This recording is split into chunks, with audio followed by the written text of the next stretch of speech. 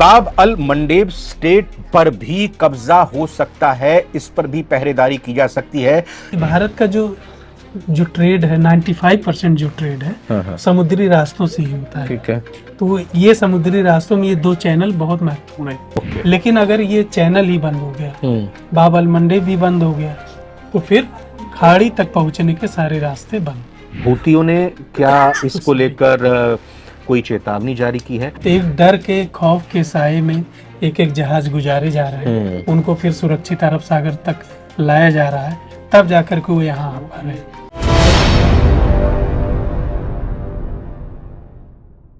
Iran, Israel और America युद्ध में स्ट्रेट ऑफ हॉर्मूज के बंद होने का असर पूरी दुनिया पर और खासतौर पर भारत पर क्या पड़ रहा है, वो हम लगातार देख रहे हैं। हम देख रहे हैं कि जब एक एक जहाज की परमिशन भारत को मिल रही है तो फिर किस तरह से टकटकी लगाए हम उन जहाजों को आते हुए देखते हैं और एक उम्मीद से भर जाते हैं।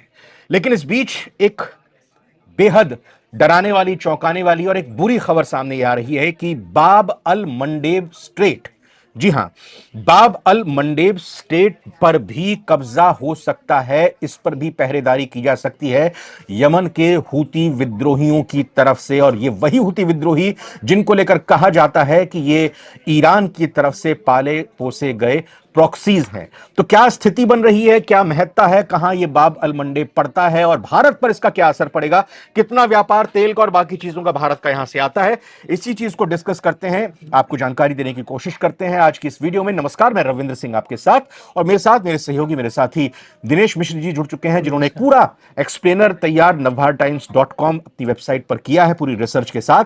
तो उन्हीं की इसी रिसर्च का फायदा आप और हम मिलकर उठाने की कोशिश करते हैं, समझते हैं कि आखिर ये बाब अल मंडेब है क्या। बाब अल मंडेब क्या है, इस पर हूती क्या इतने ताकतवर है कि कब्जा कर सकते हैं?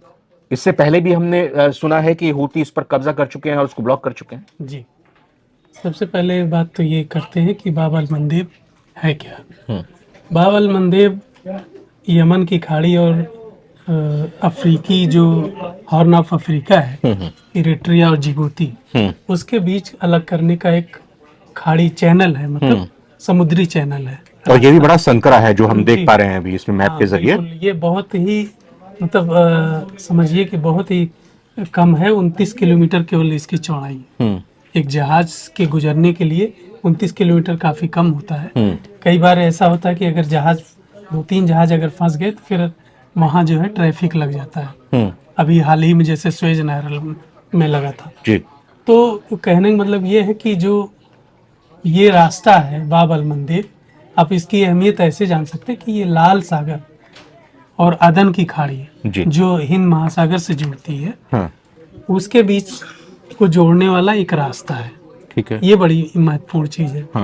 और जैसा कि हम सभी पहले भी जान चुके हैं कि जो होर्मुज स्ट्रेट है, पूरी दुनिया के 20% ऑयल एंड नेचुरल गैस की जो सप्लाई का रास्ता है। ठीक है, अगर बाब अल मंडेब को भी मिला ले तो ये 30% हो जाती है।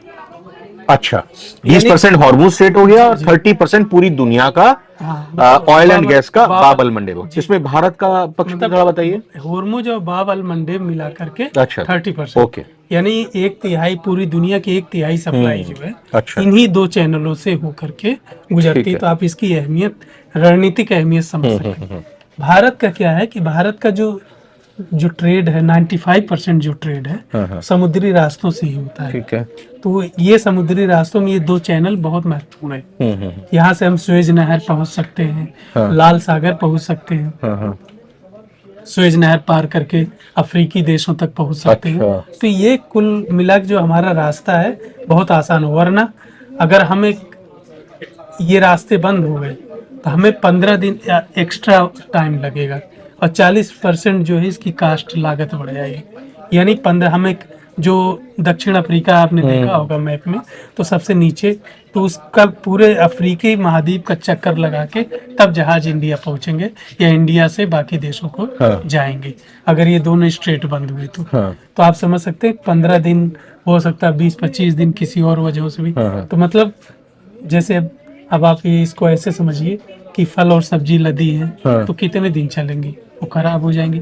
जो जहाज 2 से 3 दिन 4 दिन में पहुंचा करते थे वो जहाज क्या होगा, अब 20 दिन लग जाएंगे, 15 दिन लग जाएंगे। फल और सब्जी का उदाहरण इसलिए कि भाई सिर्फ यही नहीं कि हम तेल और गैस लेकर आते हैं, भाई खाली तो नहीं जाएंगे बाहर से जहाज, भारत से भी जहाज वहां पर जिन चीजों की जरूरत होती है, यानी कि भारत जो चीज एक्सपोर्ट कर सकता है वो चीज भी इन जहाजों में लाद कर लिए जाते हैं, यानी कि पेरिशेबल गुड्स, नाशवान जो उत्पाद हैं जो खत्म हो जाते हैं, जिनकी एक तय समय सीमा होती है, ठीक है, वो फ्रीजर में आप डीप फ्रीज करके व्यवस्था कर सकते हैं, लेकिन उसकी भी एक लिमिट होती है। उसकी भी एक लिमिट है, जैसे मछलियां हाँ। हैं या फिर कच्चे मांस हाँ। वगैरह हैं, या फिर और भी जो ड्राई फ्रूट्स हैं, या और जैसे अंजीर वगैरह है, हाँ। आड़ू है, कुछ और भी तरीके के फल हैं जो इन देशों से आते हैं। तो अगर वो लंबा समय लगेगा तो जाहिर सी बात है उनके सड़ने की संभावना बढ़ेगी, और जो बचेंगे भी तो उनकी कीमत बहुत ज़्यादा हो जाएगी। तो वो मतलब इसका असर पूरी पूरी महंगाई पर पड़ता है, यानी भारत में भी चीजें महंगी होंगी और जहां भेजी जाएंगी वहां भी महंगी। एक चीज और जानना चाहूंगा, आपने बताया कि अफ्रीका को कनेक्ट करता है, यहां से गुजरते हुए हम अफ्रीका महाद्वीप में चले जाएंगे, लेकिन अगर सपोज कीजिए कि बाब अल मंडेब से होते हुए जो खाड़ी के किसी और देश से भी व्यापार होता है, यमन या कोई और देशों, जैसे वहां कतर से, ईरान से, सबसे होता है, हॉर्मुज स्ट्रेट से, जी पाइपलाइन जो है जी, इसी बाब अल मंडेब से अच्छा। लाल सागर से जुड़ी हुई है। लाल सागर का जो तट है हाँ हाँ, वो इसी पाइपलाइन मतलब इसी तट ये सऊदी अरब से भी कनेक्ट है। तो ये जो पाइपलाइन है, अगर हम होर्मुज से नहीं ले पाते हैं तो इस पाइपलाइन के सऊदी जरिए अरब से, या सऊदी अरब से तेल और गैस आ सकता है। ओके। लेकिन अगर ये चैनल ही बंद हो गया, बाब अल मंडेब भी बंद हो गया, तो फिर खाड़ी तक पहुंचने के सारे रास्ते बंद। ऐसी बात क्यों कही जा रही है? हूतियों ने क्या इसको लेकर कोई चेतावनी जारी की है? हाँ, और बिल्कुल। क्या उनके बस की बात है, चेतावनी नहीं उनके जारी बस की की है। बात है कि उसको ब्लॉक अभी कर देंगे? शनिवार को क्या हुआ कि जी। हूतियों ने हाँ। इजराइल पर अटैक किया है। ये अच्छा। पहली दफा है कि बीते 28 फरवरी को हाँ। जो ईरान और अमेरिका के बीच युद्ध शुरू हुआ है, पहली दफा हूतियों ने सीधे सीधे हमले किए। यानी यमन की जमीन से उन्होंने इजराइल तक अटैक किया है। उनके पास एक क्षमता है कि यमन से वो मार सकते हैं। धमकी दी थी कि हम 1 लीटर भी तेल यहाँ से नहीं ले जाने देंगे अगर हम पर हमला हुआ या हमें खतरा हुआ, कुछ भी। ये तो हमला ही तो किया है ना, अभी ब्लॉक तो नहीं किया है ना? इन्होंने हमला कर दिया। हमला ही किया, ठीक हाँ, है, लेकिन इन्होंने धमकी दी है। अच्छा। जैसे इसमें धमकी की बात ये है कि जैसे ईरान का पूरा समर्थन है, और ये ईरान, क्योंकि ईरान शुरू से ही इनका समर्थन करता आया है, जैसे यमन में गृह युद्ध हो या और भी मसले हो। अभी 2022-23 में भी बहुत बड़ा पेच फंसा हुआ था, उस समय भी बाब अल मंडेब को इन्होंने बंद कर दिया था। जी, कितने दिनों के लिए? मतलब काफी मतलब उन्होंने अपना वर्चस्व वहां पर वर्चस्व स्थापित कर दिया था,